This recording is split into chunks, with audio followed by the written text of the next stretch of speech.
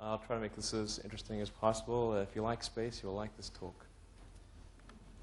So my background, in brief, I'll talk a little bit about Zip2 and PayPal, and then mostly about space and what we're doing in space. So I originally came out to California to do energy physics at Stanford, actually, and ended up putting, this is in '95, and ended up putting that on hold to start Zip2.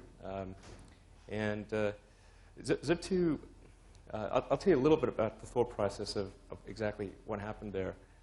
In '95, it wasn't at all clear that the internet was going to be a big commercial thing. In fact, most of the venture capitalists that I talked to hadn't even heard of the internet, which sounds bizarre, on Sand Hill Road. But I wanted to do something in the internet. I thought it would be a pretty huge thing, and I thought it was one of those things that only came along once in a very long while. So I got a deferment at Stanford, and thought I'd give it a couple of quarters. And if it didn't work out, which I thought it probably wouldn't, then I'd come back to school. Actually, when I talked to my professor and I told him this, he said, "Well, I don't think you'll be coming back." And that was the last conversation I had with him. So, but there weren't a lot of ways to get. The only way to get involved with the internet in '95 that I could think of was to start a company, because there weren't a lot of companies to go and work for, apart from Netscape, maybe one or two others. So, and then I didn't have any money, so I thought, well, we've got to make something that's going to return money very, very quickly. So we thought, well, the media industry would need help converting its content from a print media to electronic, and they clearly had money. So if we could find a way to help them move their media to the internet, that would be an obvious way of generating revenue. There was no advertising revenue on the internet at the time. So, and that was really the basis of Zip2. And we ended up building quite a bit of software for the media industry, primarily the print media industry. So we had as investors and customers Hearst Corporation, Knight Ridder, most of the major US print publishers. We built that up, and then we had the opportunity to sell to Compaq in early '99, and basically took that offer. It was for a little over $300 million in cash, and that's a currency I highly recommend. So we had that, but I wanted to do something more after Zip2. So post the sale, in fact, immediately post the sale, I didn't really take any time off. I was trying to think of where were the opportunities this is in early '99, where the opportunities remained in the internet. And it seemed to me that there hadn't been a lot of innovation in the financial services sector. And when you think about it, money is low bandwidth. You don't need some sort of big infrastructure improvement to do things with it. It's really just an entry in the database. The paper form of money is really only a small percentage of all the money that's out there. So it should lend itself to innovation on the internet. So we thought of a couple of different things we could do. One of the things was to combine all of somebody's financial services needs into one website. So you could have banking, brokerage, insurance, and all sorts of things in one place. And that was actually quite a difficult problem to solve. But we solved most of the issues associated with that. And then we had a little feature which took us about a day. That was the ability to email money from one customer to another. So you could type in an email address, or actually any unique identifier, and transfer funds, or conceivably stocks or mutual funds or whatever, from one account holder to another. And if you try to transfer money to somebody who didn't have an account in the system, it would then forward an email to them saying, hey, why don't you sign up and open an account?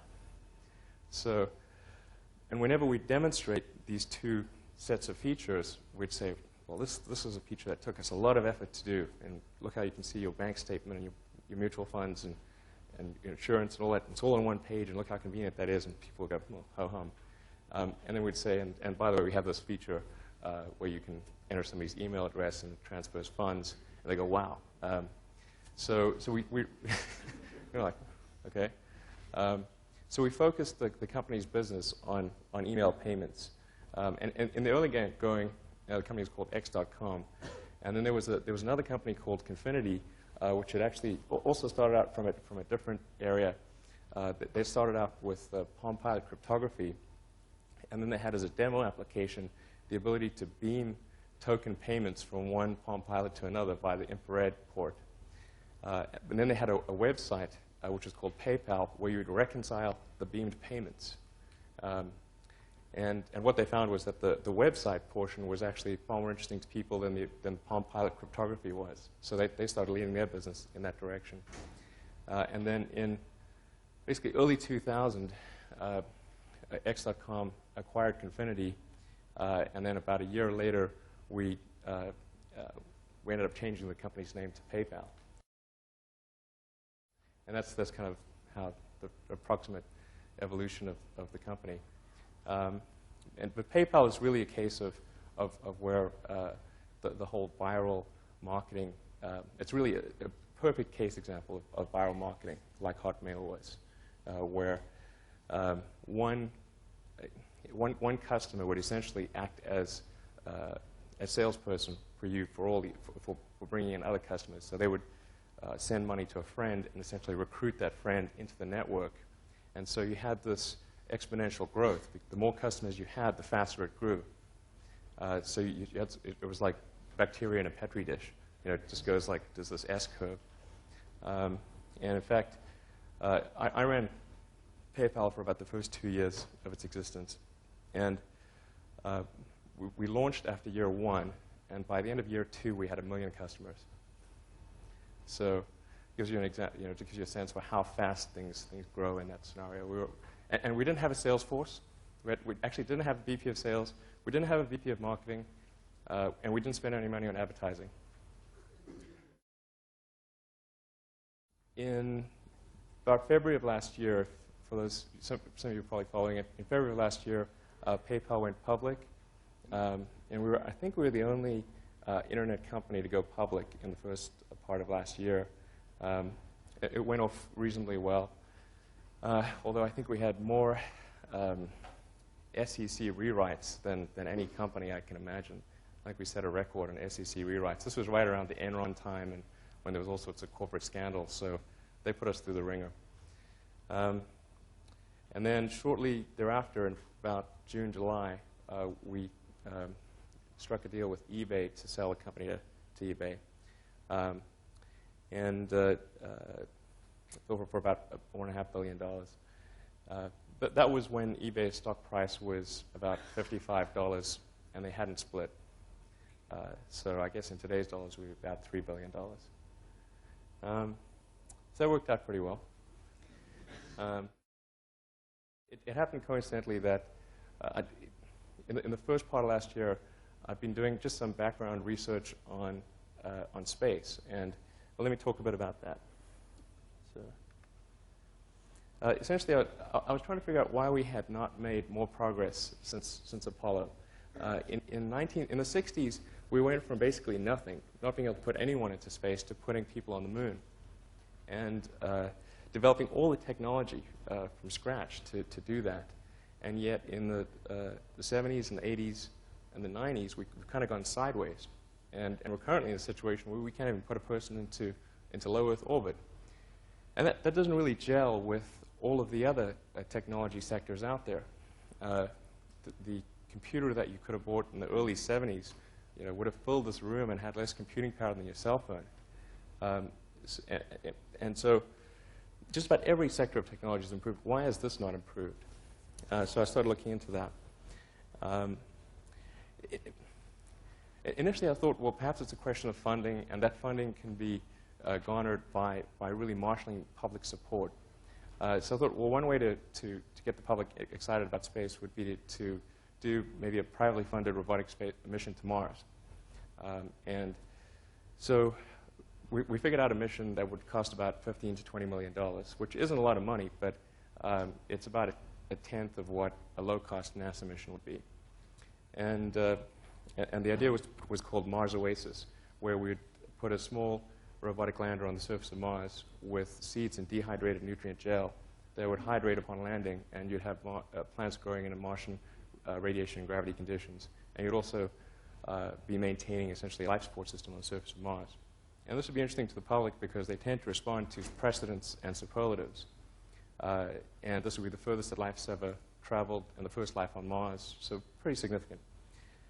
And then when I started looking at launch vehicles, the lowest cost vehicle in the US is Boeing's Delta II, which costs about $50 million. And that's a bit steep, what we were trying to do. So I made 3 visits to Moscow, to Russia, to look at buying a Russian launch. And it's actually pretty interesting going to Moscow to negotiate for a refurbished ICBM. If, you know, on the range of interesting experiences, that's pretty far out there. But we actually did get to a deal, but there were so many complications associated with the deal that I wasn't comfortable with the risks associated with it. So when I got back from the 3rd trip, I thought, well, you know, why is it the Russians can build these low-cost launch vehicles? Because it's not like we drive Russian cars, fly Russian planes, or have Russian kitchen appliances. And, you know, when's the last time you bought something Russian that wasn't vodka? So I think the US is a pretty competitive place, and we should be able to build a cost-efficient launch vehicle. So I put together a feasibility study which consisted of engineers that have been involved with all the major launch vehicle developments over the last 3 decades. And we iterated over a number of Saturdays in the beginning of last year to figure out, well, what would be the smartest way to approach this problem of not just launch cost, but also launch reliability. And we came up with a default design. And that actually, sort of fortunate timing, that feasibility study finished up right around the time that we agreed to sell PayPal to eBay. So coincident with that sale, I moved down to LA, where there's actually the biggest concentration of aerospace industry in the world. It's actually the biggest industry in Southern California, much bigger than entertainment or anything else. I was living in Palo Alto for about 9 years before that. Anyway, so just to talk a little broadly about space and where things are today. Obviously, US government manned exploration is not in a great place. We've got the 3 remaining shuttles are grounded. It looks like first flight might only be a year from now, if that. And we've got a vehicle that is incredibly expensive and really quite dangerous. It's, you know, for reasons mentioned there, it's got a side-mounted crew compartment, so if there's an explosion, it's basically instant death. You've got solid rocket boosters, which once you ignite them, you can't turn them off. And there's something fundamentally dangerous about premixing your fuel and oxidizer, I think. And then you've got wings and control surfaces. When you re-enter, you've got to maintain a precise angle of attack. Even a momentary variance in that can break the whole vehicle apart. So, and then, of course, it's got no escape system. So if anything does go wrong, you're toast. And you've got a cost that is really pretty hard to fathom. The shuttle program, when you add up all the pieces, is about $4 billion a year. And so you can divide $4 billion by the number of flights, and that'll tell you what the cost is. And if there's, say, 4 flights a year, which they haven't been for a while, then you're talking about $1 billion a flight. The plans for the immediate future are obviously we've got to continue building the space station. So we're going to keep flying the shuttle, but I think it's probably going to be the minimum number of shuttle flights that we need to launch. The long-term plans are to build something called orbital space plane. And I'd say plane in quotes because one of the options is a capsule. So it should be called, you know, maybe orbital space thing. But the basic idea is to have something that's hopefully a little cheaper and a lot safer than the space shuttle. So in particular, it's going to have an escape system. So if something does go wrong, you can abort to safety. The downside is that while it might be a little cheaper, it's still going to be pretty darn expensive. The estimated cost per flight of orbital space plane is somewhere in the region of $300 to $400 million a flight. And of that, that amount, just $200 million alone goes to Boeing for the Delta IV Heavy expandable booster. It's a $15 billion development effort and expected to be completed in 9 or 10 years. Now, typically things have not been under budget and under time. So it's unlikely, I think, given historical precedent, that it will stay within $15 billion and the 2012 timeline. And a bit about what's going on elsewhere in the world. In Russia, this is really, the Soyuz is our only access to space station. It's considerably cheaper, considerably safer. The Soyuz has a very good track record. The crew is top-mounted. It has an escape system. There are no wings or control surfaces to go wrong. Overall, it's a pretty good system. And the estimated costs are about $60 million a flight, which is more than an order of magnitude less than the Space Shuttle. The thing that constrains them, obviously, is the weakness of the Russian economy. It's very hard for them to embark on ambitious programs with an economy the size of Belgium. So China is probably the most interesting thing that's going on in space. This month, China is expected to be only the third. It's expected to launch their first person into space. They'll make them only the third country ever to put someone in orbit. And they've put a lot of money and effort into this program. If anything serves as a spur for human space exploration, it is likely to be China's ambitions in space, and hopefully a sense in America that we want to at least keep up with China. And they have grand ambitions beyond just low Earth orbit. They're planning on setting up a space station, putting a base on Mars, and eventually sending humans to Mars. So what's happening in the US that I think might ultimately surpass all of that stuff is entrepreneurial space activities, where things are led by the spirit of free enterprise. And I think there's perhaps an analogy here where just as DARPA served as the initial impetus for the internet and underwrote a lot of the costs of developing the internet in the beginning, it may be the case that NASA has essentially done the same thing by spending the money to develop some of the fundamental technologies in the beginning, and then once we can bring sort of the commercial free enterprise sector into it, then we can see the dramatic acceleration that we saw in the internet. So there are several serious launch vehicle efforts underway. I'll talk about each one. There's Burt Rutan of Scaled Composites. Burt Rutan is one of the world's foremost aircraft designers, and he's developed a suborbital vehicle that they're actually flying out of Mojave. This is an X-Prize class vehicle. There's John Carmack, who wrote Quake and Doom. He's probably one of the best software engineers in the world, one of the best engineers that I know, period. And he's developing a vertical takeoff and landing vehicle. Jeff Bezos, who I understand was here last week, is a huge space advocate. And it's my understanding that he intends to spend something on the order of $1 billion over the next 20 years on space exploration. And then my company, SpaceX. And I think within the next several years, these entrepreneurial efforts will actually be what drives space exploration. So a little bit about each one. That's a picture of the Burt Rutan effort. It's called White Knight is the carrier plane, and then Spaceship One is the thing that's held in the belly there. And this project is supposedly funded by Paul Allen. So there's quite a lot of capital also, I should make that point, quite a lot of capital that's sort of entering this entrepreneurial space sector as well. The only drawback, I think, of this architecture is that it's not really scalable for something that would get to orbit. This is pretty good for suborbital, but I think the architecture would need to change for an orbital vehicle. And there's John Carmack's effort. He's a little irreverent. This is from his website. His vehicle is a vertical takeoff and landing vehicle. He's made really incredible progress for somebody who has no background in aerospace engineering, and is also kind of doing it all himself with him and like 3 buddies. And I think they will make something that works. Actually, if you can check out their website, Armadillo Aerospace, it's pretty interesting stuff.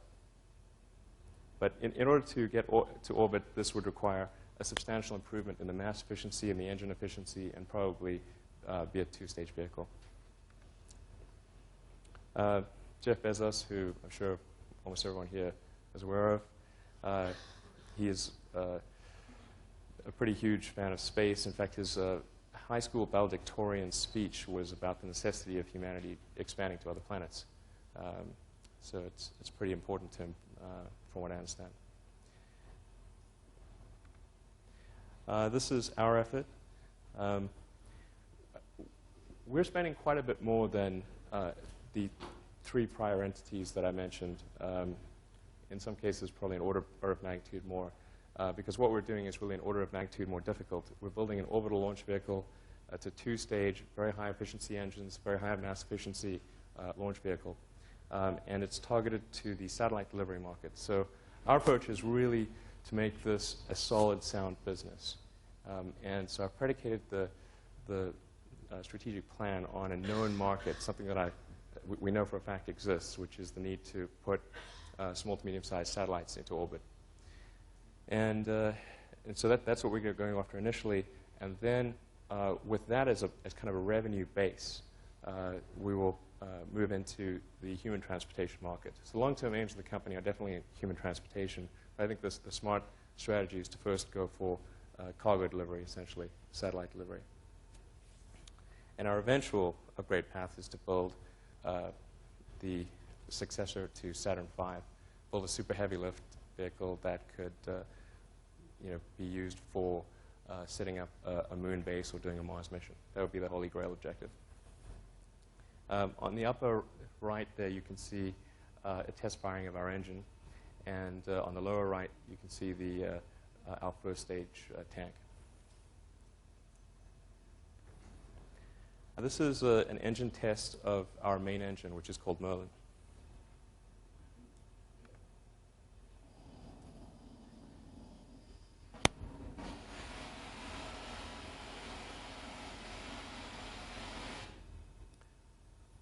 And that generates about roughly 75,000 pounds of thrust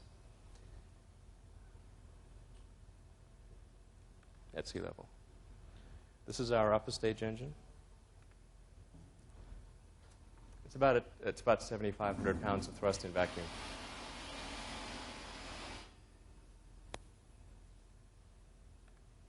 And this is an accelerated version of our launch sequence.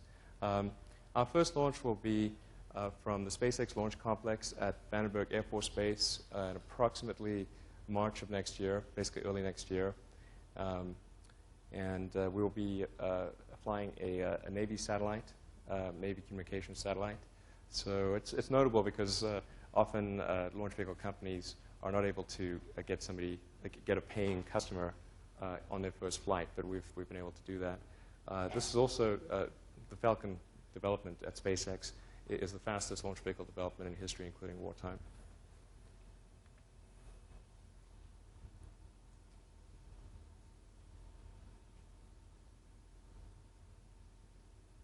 So that's actually Vandenberg Air Force Base, which is about 2 hours away from Santa Barbara. Common themes between Zip2 and PayPal. Well, I guess both of them had software as the heart of the technology. Even though Zip2 was servicing the media sector, and obviously PayPal was servicing the financial sector, the heart of it was really software and internet-related stuff. So certainly that's a huge commonality. They were both in Palo Alto, where I lived.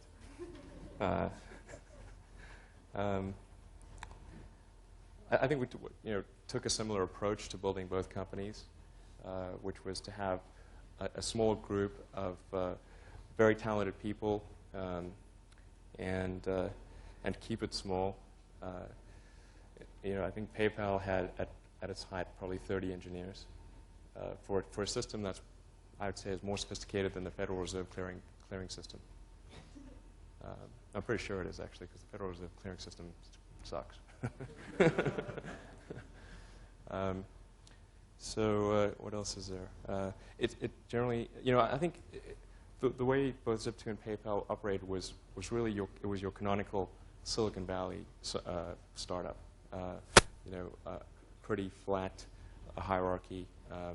Everybody had a roughly similar cube, and anyone could talk to anyone. We had a philosophy of best idea wins, as opposed to the person proposing the idea winning because they are who they are. Even though there were times when I thought that should have been the way it goes.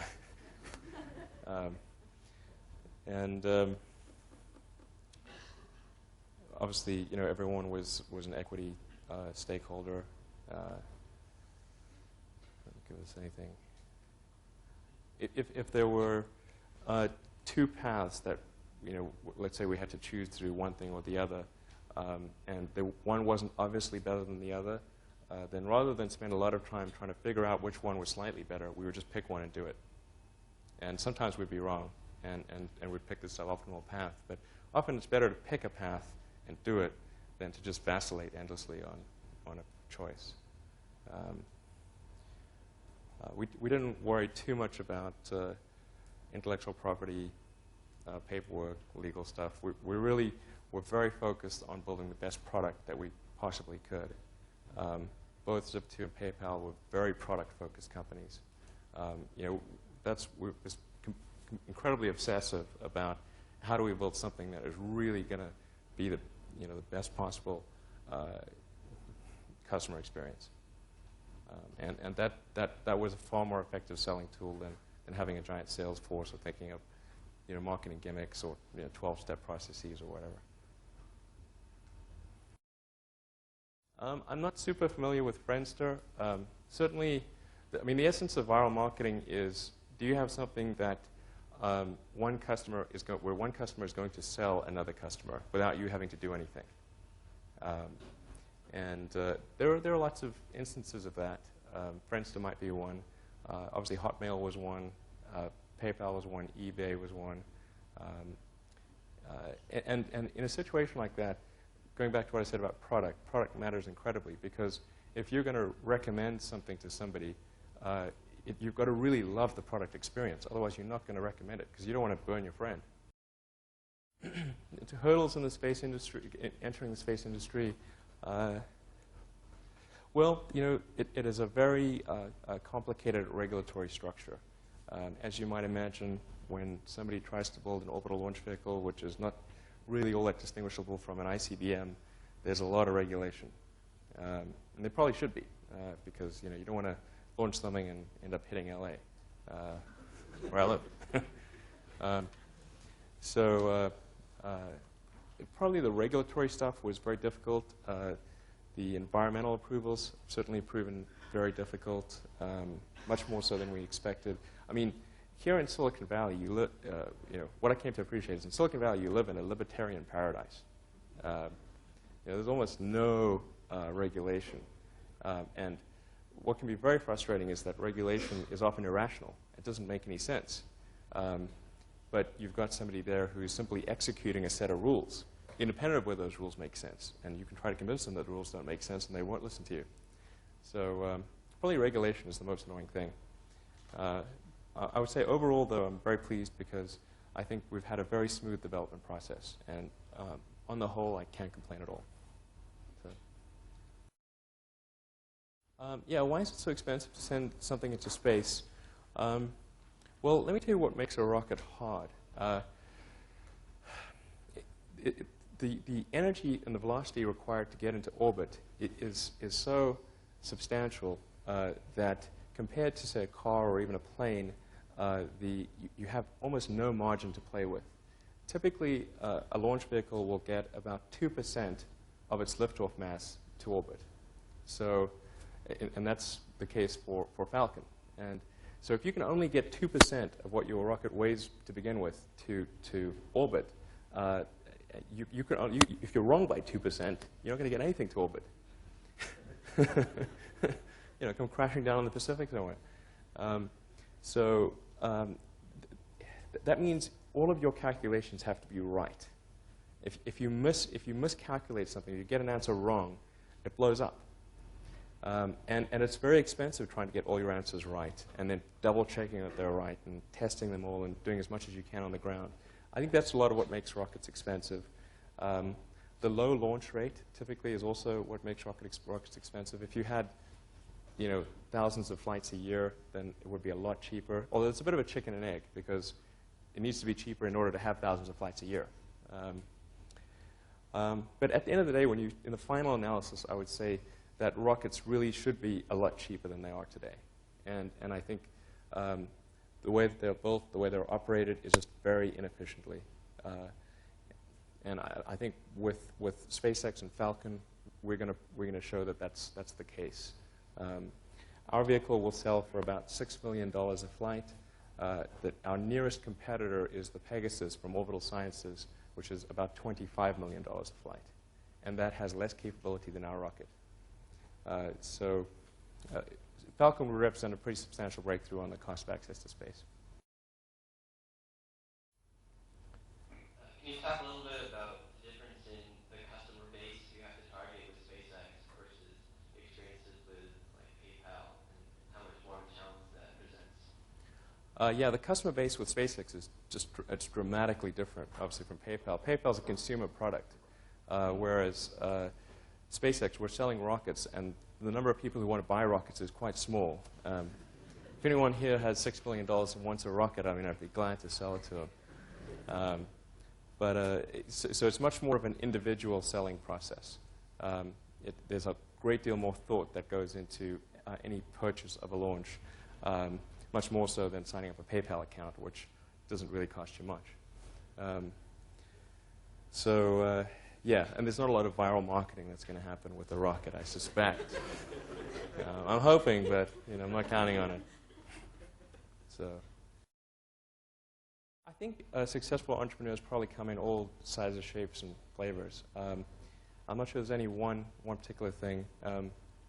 For me, some of the things I've described already, I think, are very important. I think really an obsessive nature with respect to the quality of the product is very important. So, being obsessive compulsive is a good thing in this context. Really liking what you do, whatever area that you get into. Given that, even if you're the best, there's always a chance of failure. So I think it's important that you really like whatever you're doing. If you don't like it, life is too short. I'd say, and also if you like what you're doing, you think about it even when you're not working. I mean, it's something that your mind is drawn to, and if you don't like it, you just really can't make it work, I think. SpaceX is about 30 people, and what we do internally at SpaceX is we do all of the design, analysis, integration of hardware, testing, and then launch operations. But a lot of the heavy manpower stuff, like welding together our primary structure, the heavy machining, and so forth, that we outsource. So we'd be a much larger company if we did all of that internally. And sorry, you had another part to your question? Oh, yeah. Actually, we don't have any lawyers. The regulatory stuff that we deal with is very technical. It's really a lot like trying to get an airplane certified with the FAA. We're just getting a rocket certified. So our documentation is very. I wish we could offload it to some lawyers. They wouldn't know what the heck to do. So, how did the Wharton degree help? I think a business degree teaches you a lot of the terminology. It introduces you to concepts that you would otherwise, there's terminology. There's something to be said for that. Introduces you to concepts you would otherwise have to learn empirically. I think you can learn whatever you need to do to start a successful business, either in school or out of school. School, in theory, should help accelerate that process, and I think it oftentimes it does. It can be an efficient learning process, perhaps more efficient than empirically learning lessons. But really, I think there are examples of successful entrepreneurs who never graduated high school, and there are those that have PhDs. So I think the important principle is to be dedicated to learning what you need to know, whether that is in school or empirically. Well, I should point out that Falcon, our first vehicle, doesn't really have the same capability as either the Chinese, the Russian, or the Space Shuttle vehicles that I mentioned. Falcon would be in the light class of launch vehicles, whereas the Space Shuttle would be a heavy class launch vehicle. So it's not quite an apples-to-apples comparison. However, the right comparison would be Falcon compared to the Pegasus from Orbital Sciences. Falcon is 6 million. The Pegasus is 25 million. And the way we've gotten our prices low, our costs low, is we've really focused on every element of the launch vehicle. There's really no one silver bullet that has been responsible for a substantial portion of the cost savings. It's been really hundreds of small innovations and improvements. And so we've done improvements in the propulsion system, the structure, the avionics, and the launch operations, as well as maintain a very low overhead organization. And when you add up all the things we've done in those areas, that allows us to produce a launch vehicle at $6 million. As far as PayPal, there were a lot of back office relationships that we needed to establish and to attach to various heterogeneous data sources. We needed to attach to the credit card system for processing credit cards. We needed to attach to the Federal Reserve System for doing electronic funds transfers. We needed to attach to various fraud databases to run fraud checks. There was a lot that we had to interface with, and that took a while, but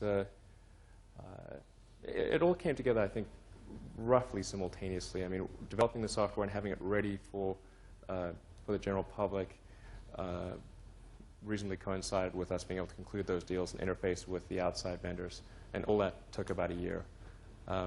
I think one thing that's important is to try not to serialize dependencies. So if you can put as many elements in parallel as possible, a lot of things have a gestation period, and there's really nothing you can do to accelerate. I mean, it's very hard to accelerate that gestation period. So if you can sort of have all those things gestating in parallel, then that is one way to substantially accelerate your timeline. I think people tend to serialize things too much. We did do a few patents on the PayPal system, although nothing that ever actually mattered. So patents are mostly useful in a defensive situation rather than offensive. It can be very difficult to actually offensively prosecute a patent. So I think in certain industries, like pharmaceuticals and so forth, patents can be incredibly important. In software, particularly when you've got a very rapid life cycle, where sure you got a patent, but now it's redundant, so who cares? It's less relevant when you've got a rapid life cycle. Well, I don't, I've looked at the various, there are a couple of things that I think are pretty bogus. One is space mining, another is space solar power. I mean, if you calculate how much it costs to bring either the photons from space solar power, back to Earth, or the raw material back to Earth, the economics don't make sense. You just can't close the economic case. Not even by, it's probably off by 3 orders of magnitude. So I think probably the biggest thing that could happen is if we decide to establish a base on the Moon or a base on Mars, and particularly if we attempt to make a self-sustaining base, self-sustaining civilization on the Moon or Mars, that is enormous opportunity on probably the $1 trillion level, because then you got basically interplanetary commerce going on. I think that's pretty huge. But it's you know, it's not going to be space all power. It's not going to be space mining, I think.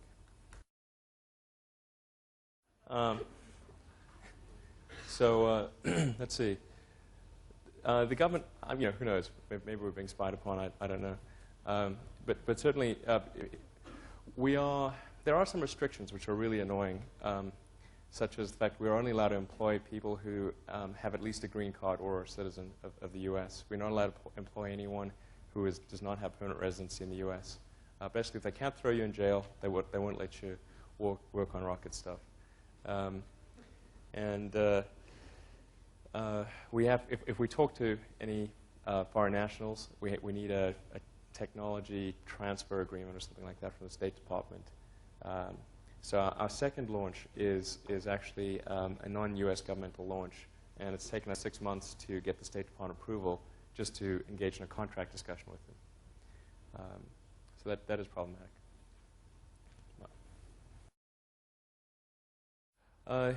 We had several offers, actually, from a number of different entities for PayPal. In fact, the closer we got to IPO, the more offers we got. But we always felt that those undervalued the company. And subsequently, when we went public, I think the public markets kind of indicated the value of the company. I think that's one of the good things about the public markets, is that they're an objective valuer of companies. When you're a private company, it's very hard to say how much you're worth, because you have to basically think of some metric. You know, are you going to go for multiple of future earnings? Are you going to go for something with revenue? What are your comparables going to be?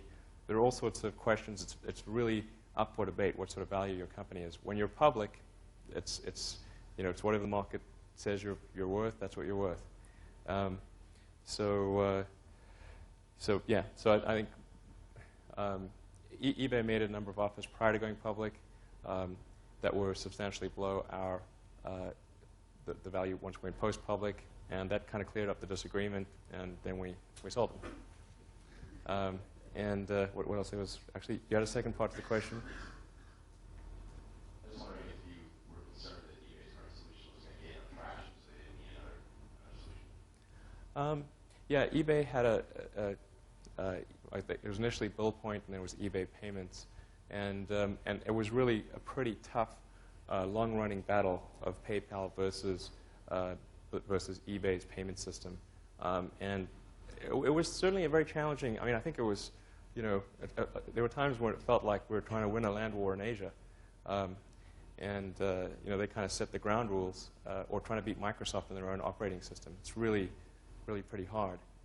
That took a lot of our effort to actually beat eBay on their own system. And one of the long-term risks, certainly for the company, was that eBay would one day prevail. And one way to retire that risk, obviously, was to sell to eBay.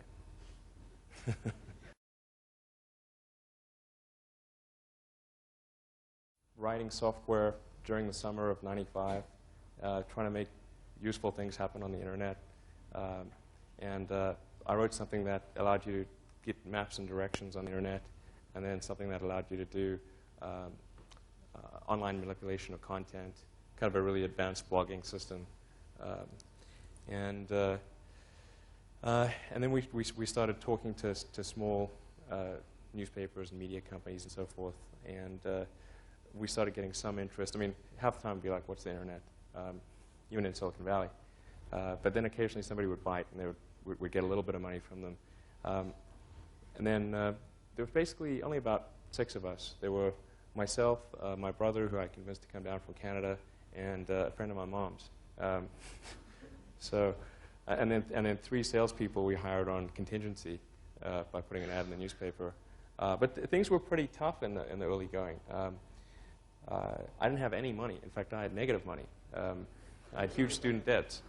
So, in fact, I couldn't afford a place to stay and an office. So I rented an office instead, because I got a cheaper office than I could get a place to stay. And then I just sort of slept on the futon and showered at the YMCA on Page Mill and El Camino. I was in the best shape I've ever been.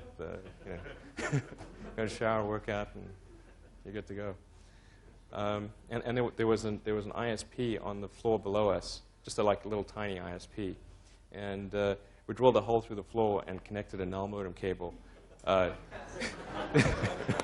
That gave us our internet connectivity for like $100 a month. So, I mean, we had just an absurdly tiny burn rate. And we also had, a really tiny revenue stream. But we actually had more revenue than we had expenses. So, so when we went and talked to VCs, we could actually... Well, like I said, there's no silver bullet that I can point to as to why our vehicle is a lot cheaper. We've really focused on reducing the cost across the board. I mean, for one thing, our overhead in a 30-person company is, an order of magnitude less than it is in Lockheed or Boeing, just for starters. So even if we did everything the same and built the same launch vehicle, we'd be considerably cheaper. And then every decision we've made has been with consideration to simplicity.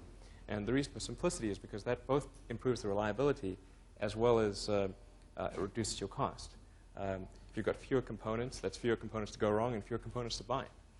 I think there's a fairly significant innovation in our airframe, which is a semi-pressure stabilized monocoque with variable skin thickness and a common bulkhead, if you know what that means. I would need a diagram to explain it all. But the net result is that it's very cheap and it's very mass efficient and I think easy to test and quite reliable. Our avionics system, to give you another example, our avionics system, we use an Ethernet on the vehicle to communicate. That may not sound like a great innovation, but it is in launch vehicles.